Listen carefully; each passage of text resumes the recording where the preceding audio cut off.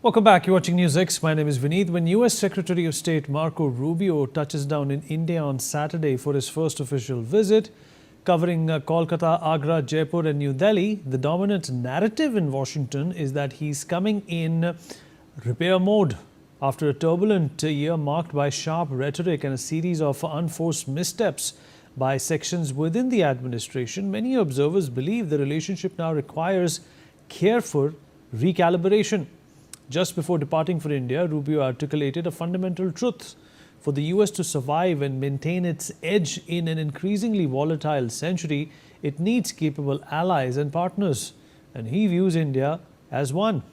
Marco Rubio described India as a great partner and said that the United States wants to expand energy ties with New Delhi ahead of his maiden visit to India later this week.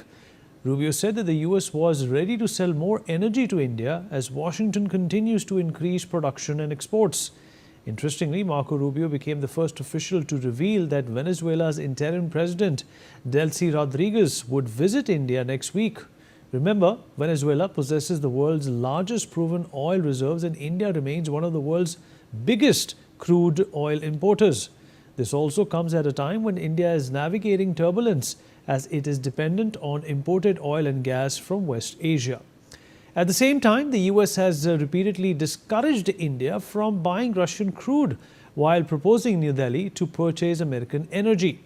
He is also scheduled to attend the Quad Foreign Ministers meeting alongside External Affairs Minister S. Jaishankar, Australia's Penny Wong and Japan's Foreign Minister Toshimitsu Motegi.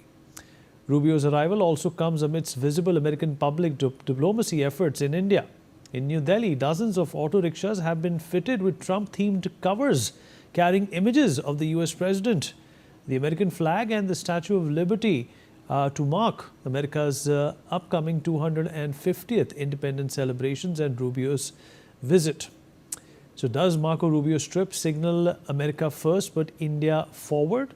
Well, is Trump in repair mode or is this just for energy sale? Let's discuss this with our guest. Joining us on the program is Ambassador Sushil Singhal, former diplomat, Mr. Raymond Vickery, former US Assistant Secretary of Commerce. He's joining us all the way from Washington, D.C. Mr. Sharad Kohli, senior economist, is with us on the program as well. And last but by no means the least, Professor Madhav Nalapat, managing editor of the Sunday Guardian, joins us on the show as well. Professor Nalapat, what is this supposed to be looked as? Is this a repair mode that Donald Trump has kicked in, considering the fact that a lot of things are not going his way and the looming midterm elections as well? Or do you think this is predominantly a sales call? Well, I'd like to point out that Marco Rubio has always been friendly to India, even when he was a senator. But he must be having regret, frankly, at having left his safe senatorial seat and joined the administration of an individual as erratic as Donald Trump. Now, I mean, Venezuelan crude. The fact is, US refiners don't want Venezuelan crude. Now, Trump thought that by grabbing Venezuela, I mean, the crude in Venezuela, he could sell it to the US refiners. But most US refiners are not able to handle Venezuelan crude, or they're unwilling to handle Venezuelan crude for various other reasons. So now he's desperately searching for markets elsewhere. I mean, if it were not Trump as president, I would have said, yes, Marco Rubio has come here, he's gone to the Quad, he's in the Quad Foreign Ministers meeting. All that is meant for a stronger relationship. But the reality situation is Rubio has just come back from NATO. And in NATO, the only NATO country to support the war that Trump is waging with Iran is the US itself. Rubio couldn't get any other country to support him in that. My own view is, so far the Quad is concerned, he will try and get the Quad support now for whatever wars that Trump wants to launch. Now my worry is very clear. Okay, let's assume that we got refineries that can refine Venezuelan oil. Unlike most US refineries, maybe we have certain refineries. You could send that oil through the Panama Canal, send it through the Strait of Malacca, and then reach the east coast of India, where it can be transferred by, to rail and sent to different parts of India. Assuming there are refineries can use Venezuelan crude. But the difficulty there is, again, Trump, he's talking about Cuba. He just issued an indictment of murder, his Department of Justice, against a 96-year-old individual who is the younger brother of Fidel Castro, a man of 96. He's now, being prosecuted for murder in the United States. Why? Because some United States people came from the United States. They came to invade Cuba, and the Cuban armed forces retaliated. And now, at that time, he was the president. So now he's responsible for murder. What about the different, deaths that take place because of wars that are launched by individual heads of state? Are they going to be held responsible for murder? When they're in their 90s and 96, it's absurd. So the problem is, okay, assuming the Venezuelan oil can come through, straight up. I mean, the question is the Panama Canal. It is very likely that the Cuban regime, it will be quite, desperate to avoid the kind of situation that it has seen in Venezuela. And therefore, it could very well try and block the Panama Canal. The Cuba, all said and done, is not without weapons. It's got missiles. It's got very, very smart people, extremely smart people. It's got some very high-tech support silently from Russia and China, who are also, by the way, supporting the clerical regime in Iran.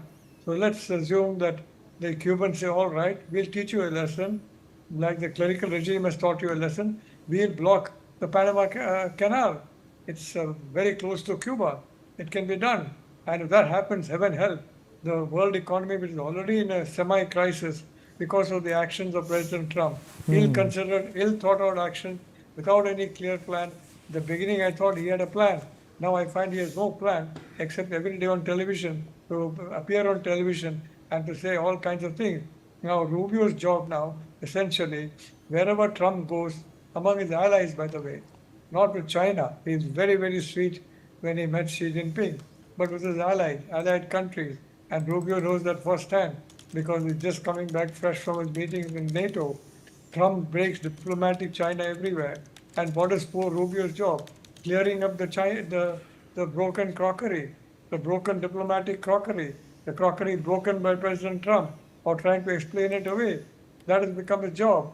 And now he is becoming a salesman for Venezuelan crude that the US does not want, and he is trying to say, you should use it for the proper, he's doing that on instructions.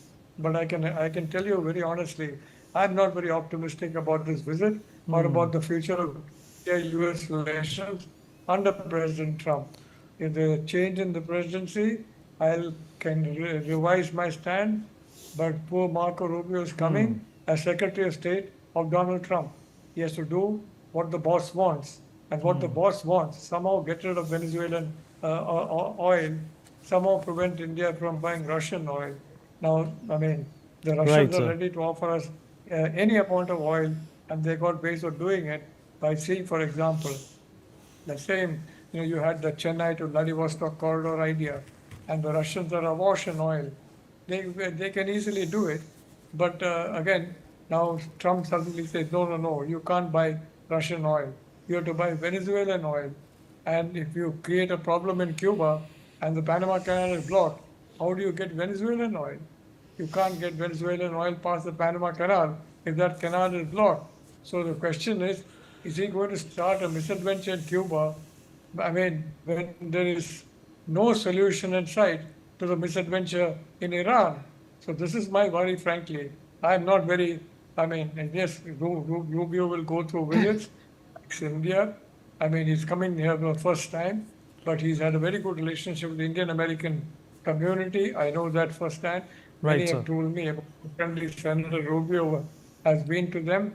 But again, the situation is, given the volatility now that's going on, and with Trump possibly opening a second front on Cuba, by this, all his actions, all his words indicate a second front on Cuba.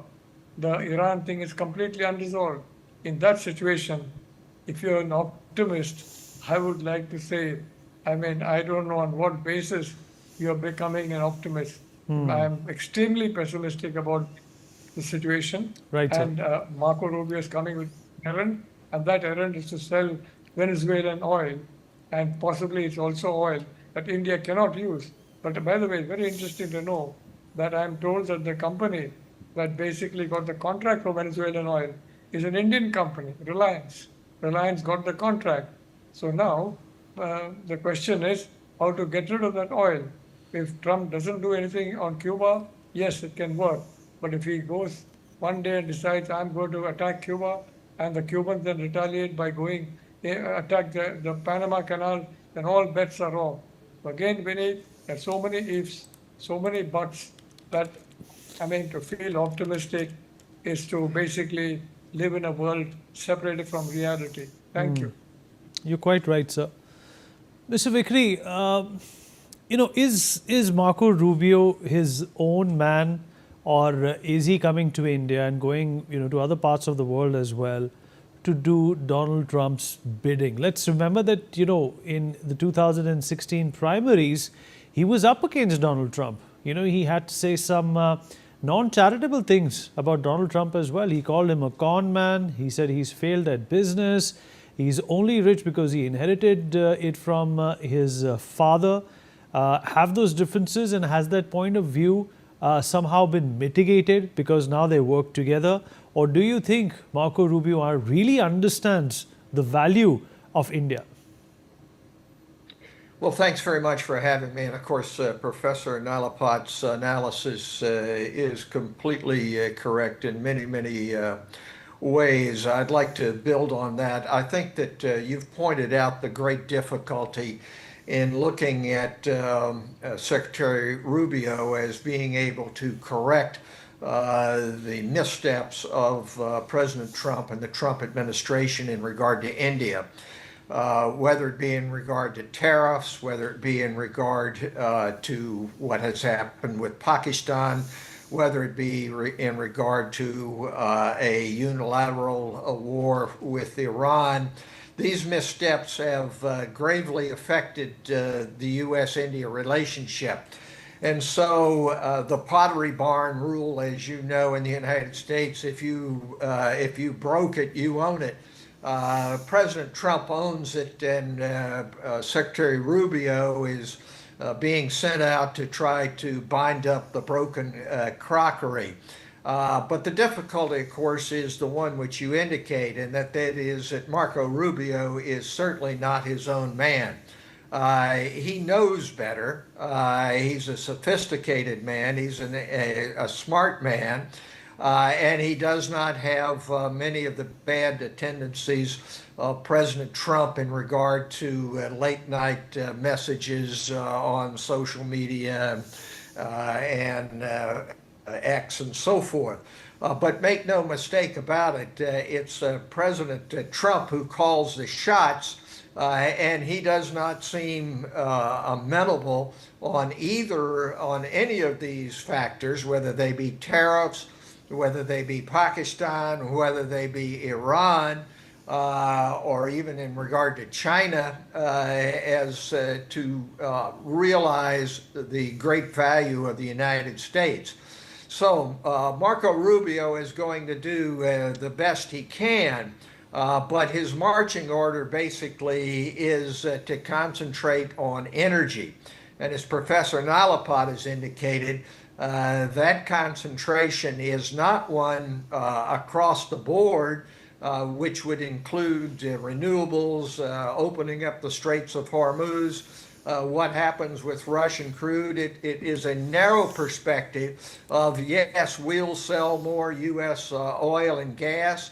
And by the way, we've got this deal now with leadership, which we put into place in Venezuela, that will get you some Venezuelan oil.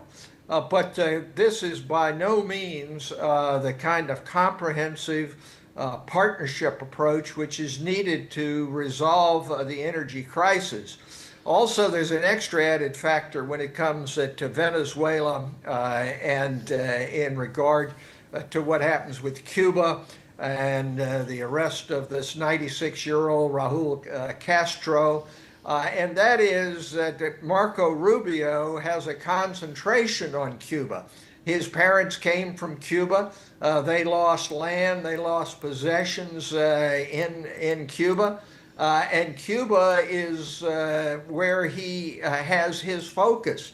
It's a Western Hemisphere focus, and he'd like to be able to redeem the family's fortunes and position and by concentrating on Cuba. So this is a very great danger. It follows on President Trump's view that somehow the Western Hemisphere is subject to, as they say, a Donrovian as opposed to Monroe Doctrine. The Donroe Doctrine is that Cuba and the rest of the Western Hemisphere, including Greenland, should somehow be the dominion of the United States of America. And unfortunately, Secretary Rubio will go along with this, particularly as it affects his major family interest and the interest of his Cuban American community in southern Florida to concentrate on Cuba. So one hopes that Secretary Rubio, who has these abilities, will be able to mend some fences, because these two largest and I would argue greatest democracies of the world have so much in common that it needs to be addressed, and it needs to go to energy certainly, but beyond that, all of the strategic issues with China, with terrorism from Pakistan, with what happens in regard to Russia and its invasion of Ukraine. And these are all subjects which go just beyond a narrow focus on energy. There are 6 task forces in the Quad which are due to report, which cover everything from climate change to space. And those are being sort of put under the table, if you will, in favor of this narrow approach. And I would blame President Trump for that, because he's obviously given the marching order to Secretary Rubio that is his remit and the way in which he is given some rein to go forward, but it is certainly not sufficient. Hopefully saner heads from Japan, India, Australia can weigh in such a way that it will have some effect. But as Professor Nalapat has said, don't count on it, because it really depends on which side of the bed President Trump gets on as to where American foreign policy goes at this point.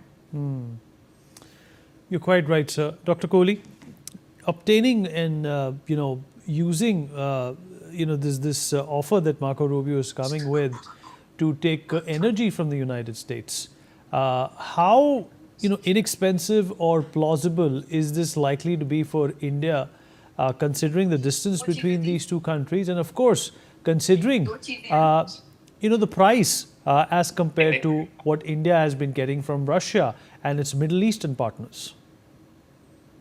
Good evening, Vineet, to you, my fellow panelists and the viewers. I think I can't agree more to what Professor Nalapat and Mr. Vickery spoke about, Marco Rubio and Donald Trump. I have zero trust as far as any representation coming from the US is concerned. Personally speaking, I have absolute zero trust.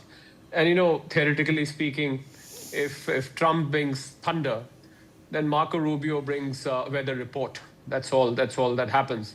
If Trump is the headline, then I think Marco Rubio are the footnotes to the whole thing. But I think he need to go, and if he's coming here for selling Venezuelan oil, I'm okay to buy it if I get it for $60-65. That's the kind of bargain, if I should be in position, I would put in, because that oil is going to be more expensive for us. It's going to take a longer time to reach here. It's going to be more expensive to refine. We all know that only Jamnagar refinery owned by Reliance is capable of refining that oil. No other refinery can refine that oil. So he's obviously, the statement is they can buy as much energy as they want. We've got everything there to sell. So I think he's coming as a salesperson, and everything else which is being agreed here, doesn't carry any credence, because there's been so many times earlier where he's traveled, or some of the other representatives from the US have traveled, and Trump sat on the other side. As Mr. Vickery rightly said, you don't know which side of the bed he's going to get down on. We really don't know. So I think in the given scenario, Vineet, I really, as I said, I don't trust any kind of move, deliberation, pact, deal being signed by America so long as President Trump is in power. I have absolutely no belief, or no reason to believe, that anything that is discussed. He's coming to discuss defense ties. He's coming to discuss, the oil prices. He's coming to discuss whatever that he discusses is of no significance, because he needs to check with his big boss as to what does he want to do the following day, the following morning, the following afternoon. There is absolutely no credence. He's welcome to come here as a state guest, as a Secretary of State. He's obviously welcome. The protocol. This is quite like the President Trump visit that he made to China. They do lay down a red carpet, and he's welcome. He's taken to places. The sightseeing is done, and everything else happens. But then beyond that, I don't think there was any takeaway from President Trump's visit to China. So this is quite similar. I mean, he's going to obviously, I don't know what government of India would like to take a stand as far as, the Venezuelan oil is concerned. He says we'll address India's energy security for now, because they know that India is in a bit of a pain as far as the, energy is concerned. But I think the pain is more on the pricing side. The pain is lesser on the supply side. So if they can address the pricing, as I said, if I was government of India, I would have said, okay, fine, I'll take it if you give me for $60, $65, which is not going to be the case. So I'm not giving any importance. I'm not going bonkers, Vineet, out of this visit. I'm neither excited. I'm not even paying attention to it. I'm glad your channel is discussing, and this Prime Hour, because after all, he is the Secretary of State of United States of America. But beyond that, for me, as an economist, there is absolutely no relevance, no significance, no weightage whatsoever. All right. Ambassador Singhal, your opinion of this visit, what is it likely to change, if anything at all? And considering the volatile situation of our economy at this point in time, specifically in and around energy, is this likely to be a move that, also signals a new chapter in our bilateral history with the United States? What will happen in the next 3 days is very difficult for me to gauge. But when I see the statement which has been issued by him before in Miami, actually spoke before departing to India, I think he was checking all the boxes. What a leader, when he is going to visit a country, has to say, he said all the right things. Of course, his emphasis was on oil. He says he talked about Venezuelan oil, also, of course, the oil from USA. If we look at the figures, I think today only this one newspaper has carried the figures, which show that we have increased our purchase of the Venezuela oil. I think we almost doubled in last 2 months. From zero, it has come to about, I think, quite a large amount. I think it's about 400,000 barrels a day or something, some figure. A substantial figure, I would say. It's the third largest, actually. So clearly, whatever we are talking about, India is buying Venezuelan oil.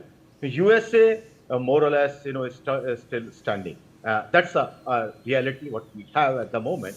And when we say that, he's, of course, Donald Trump is his boss, there is no doubt about it. There is the boss, and he has to do what President Trump tells him to do. But given the fact that we are talking about, how President Trump behaves and how the State Department thinks, or the other departments thinks about the relationship, there is a difference between the two. And as far as I know, they are all trying to mend whatever they can in the relationship. So what I see is that this is I think, visit which will allow us to have just to add here, that this is the first time he's visiting India. I think it's very rare that the Secretary of State visits after 1.5 years of administration. So this is an occasion for us, I think, to have a frank discussion with him. Fair enough. And I'm sure discussion which will take place will be quite interesting. That will take place because there is a lot on the agenda apart from trade, which is we all keep talking about. There are many. You're other quite right things. about that, sir. You're quite right about that. And it's important to understand that this is a 3-day visit. A lot could happen. Of course, the whole world, including India, wants the hostilities in the Middle East also to subside.